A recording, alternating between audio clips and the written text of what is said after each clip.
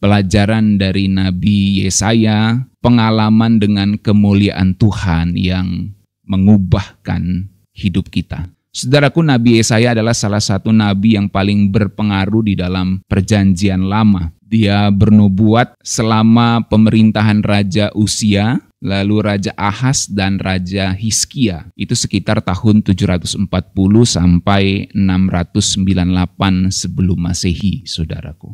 Yesaya bukan cuma nulis panjang, yaitu ada 66 pasal di dalam kitab Yesaya, tapi juga dia penuh kedalaman teologis dan profetik. Jadi saudara kalau baca kitab Yesaya ya, dalam kacamata pelajar teologi, saudara akan melihat sebuah kedalaman teologis dan profetik, suara kenabian yang begitu luar biasa.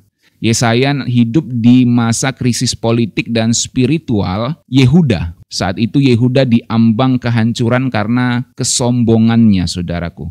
Ada penyembahan berhala, ada ketidakadilan sosial yang terjadi. Saudaraku, tapi di tengah semua itu Nabi Yesaya jadi suara pengharapan. Di tengah kekacauan politik, ketidakadilan sosial yang terjadi, maka Nabi Yesaya muncul dengan pesan pengharapan. Ia nggak cuma menegur dosa yang dilakukan saat itu, tapi juga dia membawa janji bahwa Mesias akan datang. Nabi Yesaya dipanggil untuk melayani selama masa krisis nasional di Yehuda, saudaraku. Ketika Raja Uzia mati, Raja Uzia yang baru saja meninggal itu menandai masa krisis politik dan spiritual yang terjadi di bangsa itu.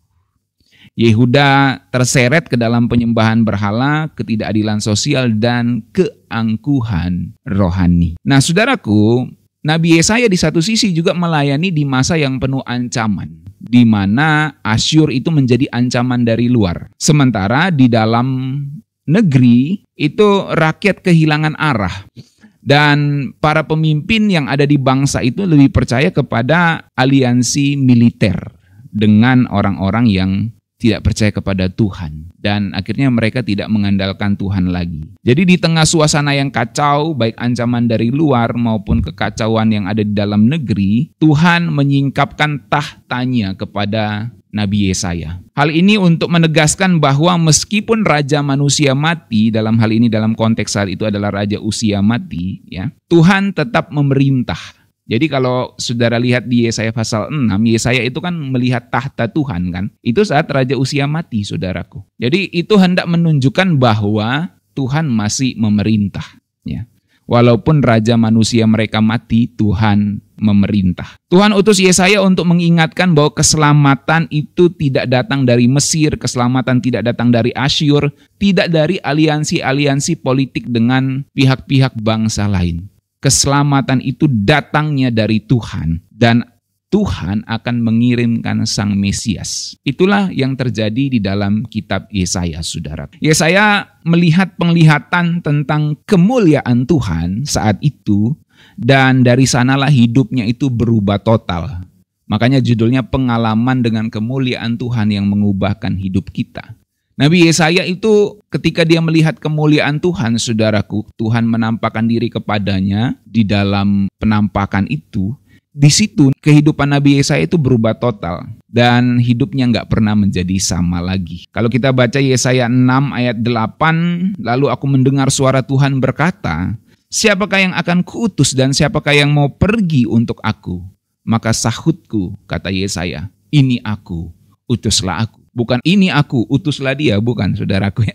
Ini aku, utuslah aku ya. Jadi ketika kita mengalami perjumpaan dengan kemuliaan Tuhan, ini aku, utuslah aku. Nah, Yesaya menjawab panggilan Tuhan, saudaraku, bukan hanya karena jalannya mudah dan karena memang jalannya tidak mudah, tapi karena hatinya telah ditangkap oleh kemuliaan Tuhan. Jadi kalau hati kita itu sudah ditangkap oleh kemuliaan Tuhan, saudaraku, kita tidak akan pernah sama lagi. Yesaya menunjukkan bahwa kerelaan untuk diutus itu penting.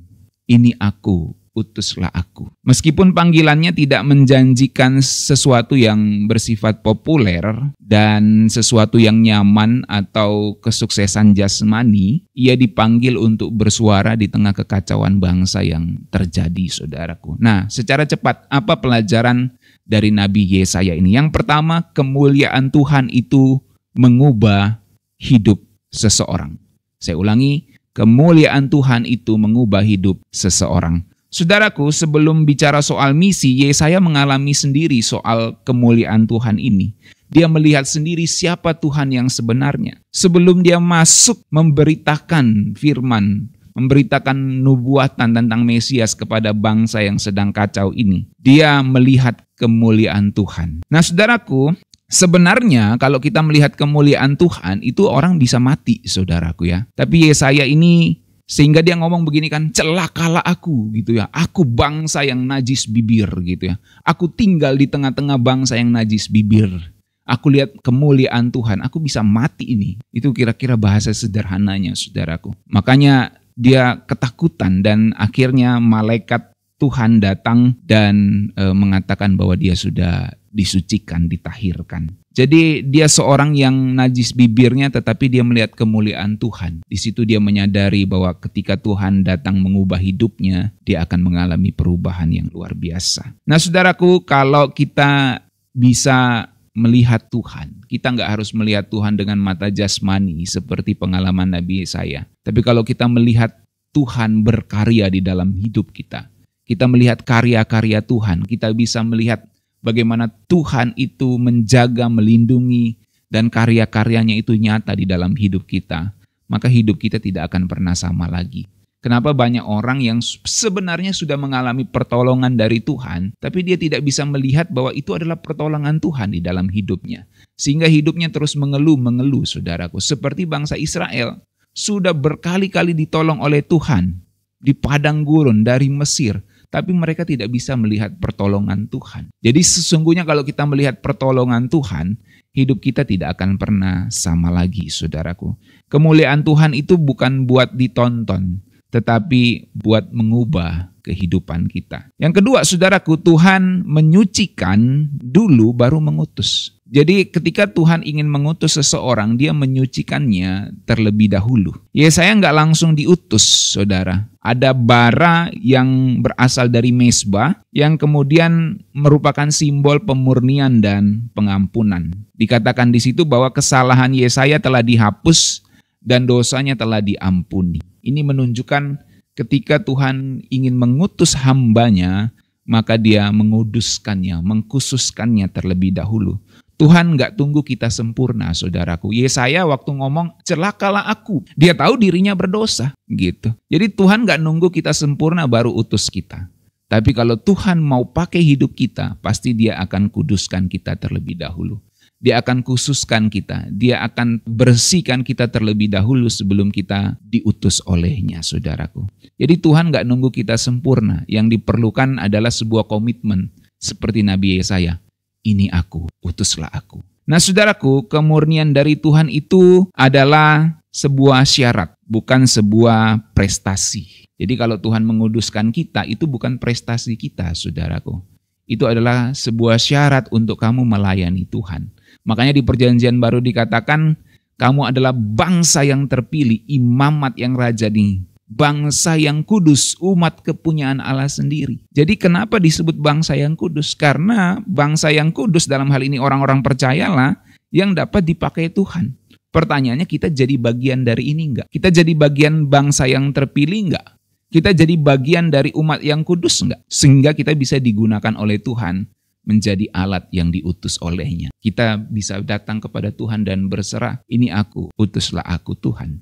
Nggak harus jadi pendeta, nggak harus jadi hamba Tuhan seperti saya, saudaraku. Menjadi gembala sidang nggak harus. Sudah bisa dipakai Tuhan di dalam pekerjaan saudara masing-masing, di dalam rumah tangga saudara masing-masing, di dalam studi saudara masing-masing. Di dalam segala aktivitas yang saudara lakukan, saudara bisa berkata, Tuhan, ini aku, utuslah aku. Di mana Tuhan tempatkan aku?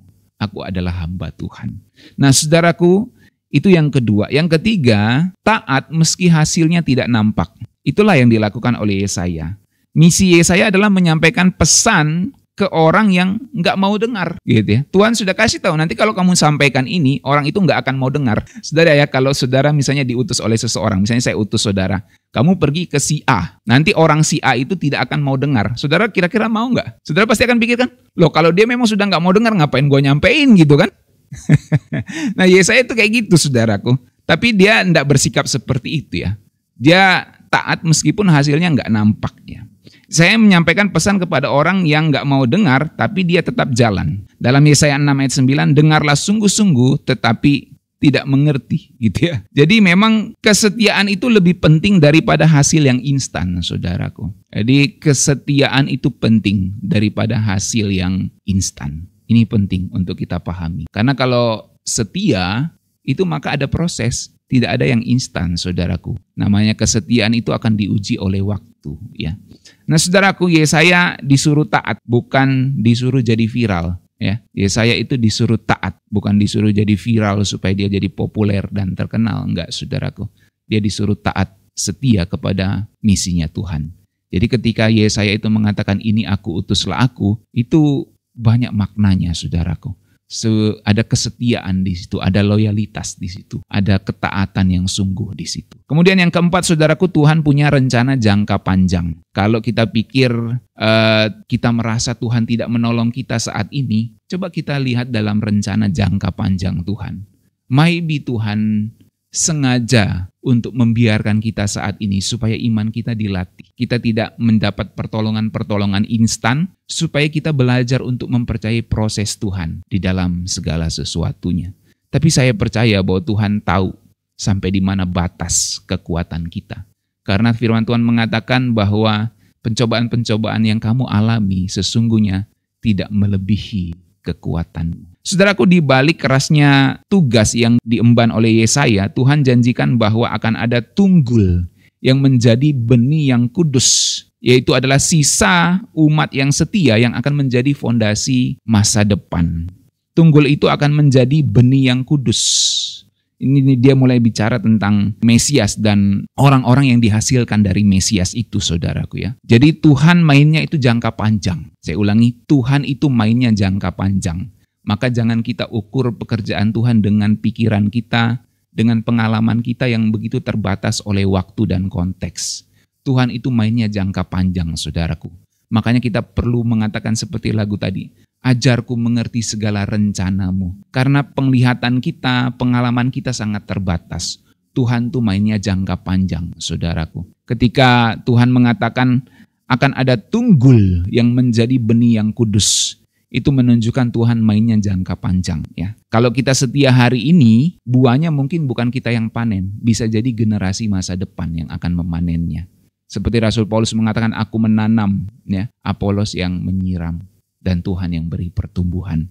Jadi Tuhan tuh mainnya jangka panjang, saudaraku ya. Jangan kita ukur dengan pengalaman dan konteks kita yang sempit. Kemudian yang terakhir, Yesaya menunjukkan suara Mesias yang terbanyak di dalam perjanjian lama. Nggak ada nabi lain yang menulis sebanyak Yesaya tentang Mesias, saudaraku. Mulai dari Yesaya pasal 7 ayat 14, seorang perawan akan mengandung, lalu seorang anak telah lahir untuk kita, namanya disebut penasihat ajaib, Allah yang perkasa, Bapa yang kekal, Raja Damai, itu Yesaya 9, Yesaya 11, dari tunggul Isai akan keluar tunas, lalu Yesaya 53, hamba yang menderita, ya. Dan macam-macam lagi, ada banyak sekali. Itu saya sebutkan beberapa yang sering muncul saja, saudaraku. Ya. Jadi nubuatan Mesias itu banyak sekali memenuhi kitab Yesaya. Yesaya itu seakan melukis wajah Yesus di perjanjian lama, saudaraku. Jadi kalau saudara melihat wajah Yesus di perjanjian lama, itu bisa tergambar di kitab Yesaya. Bagaimana dia menjadi sosok Mesias yang perkasa, tapi juga dia menjadi Mesias yang menderita. Ada Mesias yang perkasa, ada Mesias yang menderita. Dua sosok atau dua gambaran tentang Mesias ini, bukan dua sosok ya. Dua gambaran tentang Mesias ini tergambar itu semua di kitab Yesaya ya. Jadi Yesaya nulis Mesias tapi dia nggak pernah lihat langsung. Dia menubuatkan tentang Mesias itu yang paling detail di dalam perjanjian lama, saudaraku ya. Yesaya kasih ibaratnya bahasa sekarang itu spoiler terbesar dari film tentang Mesias. Itu semua ada di dalam kitab Yesaya, saudaraku. Dan sudah memenuhi gambaran semuanya. Kalau kita mau andai-andai seandainya kitab yang lain ditiadakan tentang Mesias yang berhubungan dengan Mesias, maka kita akan memilih Yesaya untuk tinggal mewakili semuanya. Kira-kira begitu gambarannya. Betapa pentingnya gambaran tentang Mesias di dalam kitab Yesaya. Nah saudaraku, dunia kita nggak jauh beda dengan zaman Yesaya dalam pengertian ada politik yang kacau, ada spiritualitas yang kering, ada banyak suara, tapi sedikit yang merupakan kebenaran. Itulah yang terjadi di zaman Yesaya dan gambaran yang sama terjadi di zaman kita, saudaraku. Tapi Tuhan bertanya kepada kita sekalian, siapakah yang mau kuutus? Maka kita bisa menjawabnya, ini aku, utuslah aku. Dan untuk itu kita harus mengalami kemuliaan Tuhan di dalam hidup kita. Dan ketika kita mengalami kemuliaan Tuhan, hidup kita tidak akan sama lagi, saudaraku. Mari kita satu di dalam doa.